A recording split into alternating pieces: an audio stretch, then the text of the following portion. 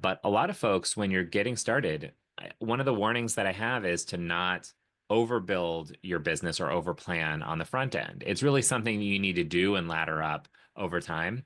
Because if you build out, what the business looks like at 100, let's say you're starting out just a founder solo still, if you build out what this business is going to look like at 100 employees and really go into that level of detail that about who's going to talk to who, what do those operations look like, that's not where you need to be spending your time when you're just getting started, when you just have yourself, a small team.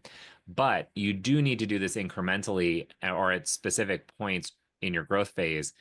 And it's usually when your current systems are starting to max out, where you're finding yourself starting to take back on things that maybe you've delegated in the past, or there's too many new clients coming in, or too much client work that you have to have your hands in. Those kind of warning signs are really the things that should tell you, despite feeling like you need to go do the work because the work needs to get done right at that moment, you should listen to your body, listen to what your mind's telling you about when you're starting to get pulled in that direction. That's actually when you need to pull back and figure out what the delegation looks like, what the automation, what the systems look like to do that at the next level. So that's one of those central tensions in the growth phase of I recognizing when you need to be there and do it early enough that you still have time and bandwidth, and not so late where you're already working 80, 100 hours a week because you thought it was just a busy week or a busy month and it turned into months of that. It's Yes. hard to get out of that. But when you have that busy, 50-hour week, 60-hour week, or something in that direction, those kind of weeks should tell you, hey, is this something that's likely to continue? Let me solve it now, because it's only going to get worse as you grow, especially if you're finding success. That is brilliant. Saying, okay, here's the red flag, right? I'm working more than I did last month. I may have more clients or whatever it is, but this thing could be automated or systemized in a way that I can, like you said, delegate and hand off, or I can, even delegate, hand off to, the new AI versions of things going on. But if you can't get it out of your head onto a piece of paper or onto a document, then you're just gonna keep chasing your time going forward. And I think that those red flags, and would you mind repeating them because they were really important. These are red flags that will tell you it's time to put a system for that in place. Yeah. There, I think in the context of what I just shared, the red flag was around your time, but that's not, I was reflecting on that after I said it, that when you hit 50, 60 hours, it's assuming you're working 40 or that you want to, or that's where you are, and that you're, Right. not wanting to work 10 hours a week, 20 hours a week, and it's starting to stretch farther. But it's really recognizing, and I'm not saying that your business is always consistent, that there's never push phases, that, that's part of being a business owner. There's always ups and downs. However, the red flag to be aware of is when you have consistent busy weeks, when you are trying to use the excuse, oh, this is just a tough week, next week will be better. You get to next week, it's still busy. You get to the following week, it's still busy, right? Right. I'm sure you've been in those positions. I've been in those positions. A lot of my clients have been in those positions.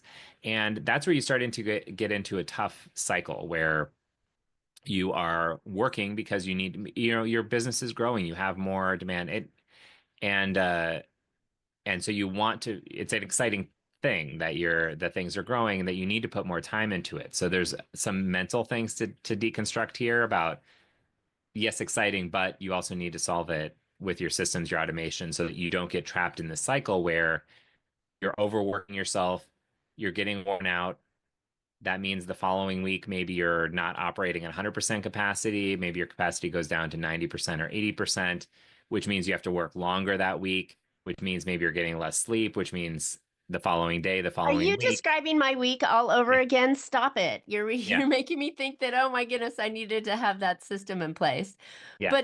But this is crazy because you were in flow when you were talking about it earlier, and I didn't write it down fast enough, but you had said a couple 3 points before the time point about, oh, well, if this happens, that's when you want to look at it. And I think it was something along the lines of, when you start to see that repeated document or that repeated thing that you were Oh, yeah. doing that triggers you to go, hey, maybe I can have somebody else do this. But here or there, we'll play back and make sure we put it into the important parts of the podcast notes on that. But I Yeah. think that that's really awareness is the Yeah. first step that we need to have when we're looking at, oh, how can we do this better, right?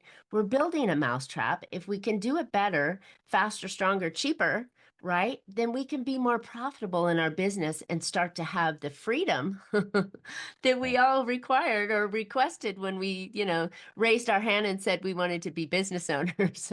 Yeah. Yeah. Oh, And I can definitely speak to that about some of the other ways that this shows up is anything. So maybe I'll phrase it somewhat differently.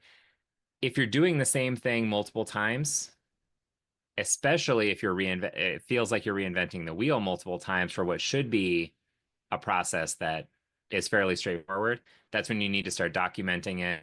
And documenting doesn't have to be like a big binder of SOPs. It could be a recorded video. It could mm, be doing some voice chat in AI to summarize into, hey, here's how you do it. You can also delegate to yourself. We're talking about saving mental time and energy as you're growing your business.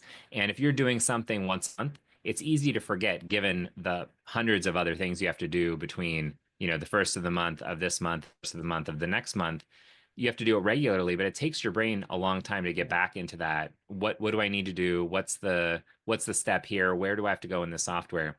And so if you do it once, you can essentially train yourself or train someone else. But that's sort of how we want to think about the nuts and bolts of your day is love it. what can you delegate to yourself future or to someone else? What is it about this process that I can take and walk through? You may have it ingrained in yourself.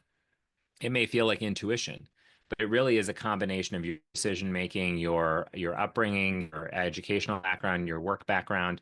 All of those things feed into the shorthand that your brain and body just kind of execute this way. It feels like Natural. intuition, but it's something you define.